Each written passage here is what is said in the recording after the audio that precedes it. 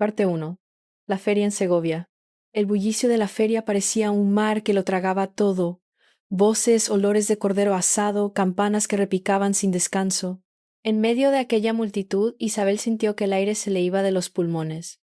Su padre, con la voz en alto y el rostro endurecido, declaró sin rodeos: «Mi hija se va hoy con otro hombre. Aquí termina mi deber con ella». Hubo un murmullo inmediato, una oleada de risas ahogadas, de cuchicheos que la atravesaban como piedras. Nadie preguntó su opinión, nadie buscó sus ojos. Solo escuchaba el retumbar de la feria y ese silencio brutal que la separaba del mundo.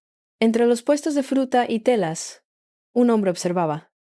Rafael, cantero de manos fuertes y mirada oscura, no hizo ningún gesto. No parecía sorprendido, tampoco complacido. Simplemente aguardaba, como si ya supiera que su destino estaba escrito.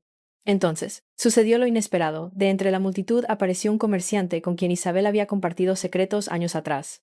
Con un paso rápido se plantó frente a ella, la tomó de los hombros y sin aviso la besó. Todo duró un instante, pero fue suficiente para encender una tormenta de murmullos y exclamaciones. Isabel quedó inmóvil, como si le hubieran arrancado el suelo bajo los pies. Su mirada buscó a Rafael. Él se volvió hacia otro lado, sin decir una palabra, sin mostrar un gesto de cólera ni de compasión. Aquella indiferencia pesó más que la humillación pública. Su padre, con la severidad de quien no escucha objeciones, la empujó hacia Rafael. Ella apenas tuvo tiempo de reaccionar. Los pasos que dio fueron torpes, como si caminara hacia un abismo invisible. El bullicio de la feria se volvió un zumbido lejano. El silencio entre ambos se alargó, espeso como un muro. Nadie sabía qué pensaba Rafael, ni siquiera ella. Solo quedó la pregunta flotando, sin respuesta. ¿Qué ocurrirá cuando la feria se disuelva y ya no haya testigos? Parte 2. Camino hacia las montañas. El viaje comenzó al amanecer. Isabel avanzaba junto a Rafael por un sendero que se abría paso entre riscos y barrancos. El viento frío azotaba sus mejillas, levantando el polvo de los caminos y trayendo consigo el olor húmedo del río que corría en el fondo del valle. Cada paso alejaba el bullicio de la feria y la acercaba a un mundo desconocido, más áspero y silencioso. El caserón apareció al doblar una curva, una construcción de piedra gris, con muros anchos y ventanas estrechas. No había adornos ni flores en las paredes, solo la dureza de un lugar hecho para resistir los inviernos. Isabel lo miró con un estremecimiento. Parecía menos un hogar que una fortaleza. Los niños aguardaban en la entrada. Marina, la mayor, con cejas fruncidas y brazos cruzados. Pablo, algo más joven, pretendiendo indiferencia mientras pateaba una piedra.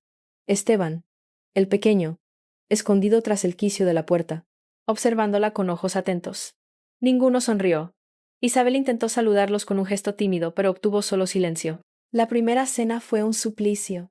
El guiso que preparó resultó aguado, y Pablo no disimuló una carcajada. Marina la miró con desdén, como si quisiera dejar claro que aquel lugar ya tenía dueña antes de su llegada.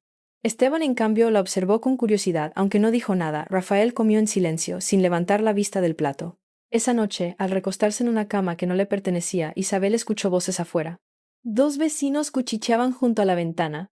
Decían que Rafael había traído a una mujer incapaz de darle herederos, que aquello era una farsa condenada al fracaso. Isabel se cubrió con la manta, sintiendo un peso en el pecho. El murmullo se desvaneció con el viento, pero las palabras quedaron grabadas. Ella entendió entonces que lo que le esperaba no era un refugio, sino una prueba que debía enfrentar día tras día.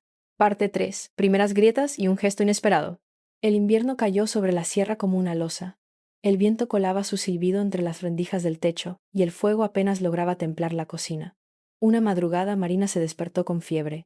Isabel no lo dudó. Mojó paños, preparó infusiones y permaneció junto a la cama de la niña toda la noche, sin apartar la vista de su respiración entrecortada. Cuando al fin la fiebre cedió, Rafael entró en la habitación. Durante unos segundos, sus miradas se cruzaron en silencio. No hubo palabras de gratitud, pero en su gesto rígido apareció una sombra de reconocimiento. Algo había cambiado. Días después viajaron al mercado de la ciudad. Isabel sentía la tensión de caminar a su lado bajo tantas miradas conocidas. Entre los puestos de vino y pan se toparon con Julián, el hombre que años atrás había sido su marido. Él sonrió con sarcasmo y lanzó frases cargadas de veneno, como si quisiera exponerla otra vez ante todos. Isabel bajó la cabeza, pero antes de que respondiera, Rafael dio un paso hacia ella. Sin mirarlo a él, la rodeó con el brazo, firme y decidido. El gesto fue breve, pero bastó para desarmar la burla. Julián se quedó sin palabras, y el silencio se volvió un aliado inesperado. De regreso, Cruzaron viñedos desnudos por el invierno. Allí, Rafael se detuvo de pronto. La bruma se enredaba entre las cepas secas. Isabel no entendía qué ocurría hasta que él se inclinó y la besó. Fue un instante suspendido, sin explicación. Después siguieron caminando, como si nada hubiese pasado. Ella no pronunció palabra, él tampoco. Pero en ese silencio flotaba una certeza nueva. Algo había empezado a resquebrajar la distancia que los mantenía aparte. Y ninguno de los dos sabía hasta dónde los arrastraría. Parte 4. La presión de fuera. La primavera trajo brotes verdes a los cerezos, pero también rumores que crecían como maleza. En la aldea se hablaba de Isabel en voz baja, en la plaza, en la fuente, incluso en la iglesia. Algunos la llamaban intrusa, otros aseguraban que su llegada traería desgracia. Ella sentía esas miradas cada vez que bajaba al pueblo, largas, afiladas, como espinas invisibles. En casa trataba de mantener la calma. Se ocupaba del huerto, enseñaba a Esteban a regar con paciencia, insistía a Pablo para que le ayudara a cortar leña. Solo Marina permanecía distante, observando cada uno de sus movimientos con un gesto serio, como si buscara un error que confirmara sus prejuicios. Una tarde de mercado, Isabel notó algo que la inquietó. Salvador, un vecino de sonrisa fácil y mirada insistente, se acercó a ofrecerle ayuda para cargar un saco de harina. Su tono era amable, pero sus ojos se demoraron demasiado. Isabel sonrió por cortesía, pero un nudo se formó en su estómago. Prefirió callar. Esa noche, alrededor de la mesa reinaba el silencio. Solo el chisporroteo del fuego acompañaba la cena. Rafael masticaba despacio, con la vista clavada en el plato. En su mente, sin embargo, bullía una frase que nunca dijo en voz alta. Todos esperan que decida, pero yo ya lo hice. Cuando la comida terminó, el golpe de un puño en la puerta interrumpió la rutina. Un mensajero entregó un sobre sellado. Una citación del ayuntamiento. El contenido era escueto. Rafael debía presentarse por asuntos relacionados con sus tierras y sus deudas. Isabel leyó la nota con manos temblorosas. Nadie supo qué responder. El papel quedó sobre la mesa, junto al pan a medio cortar. Y en el aire, como una sombra, se instaló la duda. ¿Era ese aviso el comienzo de un derrumbe mayor? Parte 5. La ilusión de estabilidad. El deshielo trajo un aire nuevo. Isabel convenció a los niños de limpiar el viejo viñedo abandonado detrás del caserón.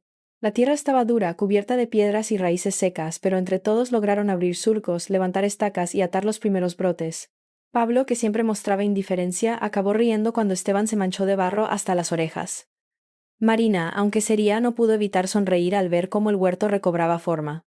Las tardes cambiaron. Ya no eran silenciosas, sonaban canciones mientras pelaban almendras, y hasta Rafael se unía de vez en cuando, tarareando melodías antiguas que hacía años no compartía con nadie. El hogar por primera vez se sentía vivo.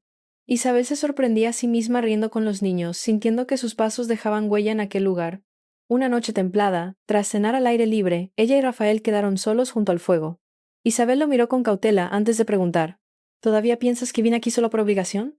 Él tardó en responder removiendo las brasas con un palo. Finalmente dijo: No, te quedaste porque lo elegiste. Esa frase fue como una grieta en la coraza que los separaba. Isabel sonrió sin decir más, guardando esas palabras como un tesoro. Parecía que todo empezaba a estabilizarse. Los niños aceptaban su presencia, el campo reverdecía, y el caserón dejaba de parecer una prisión para convertirse en un hogar. Pero la calma duró poco. Un carruaje llegó desde Segovia.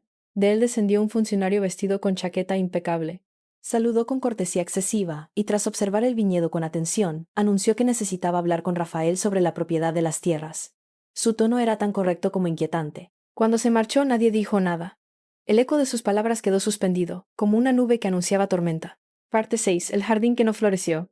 El verano llegó con un calor seco que hacía crujir la tierra bajo los pies. Isabel caminaba entre los surcos del viñedo, revisando los brotes, regando los tomates que apenas resistían. Rafaela seguía en silencio, la frente perlada de sudor, con la mirada perdida en la colina que una vez había prometido proteger.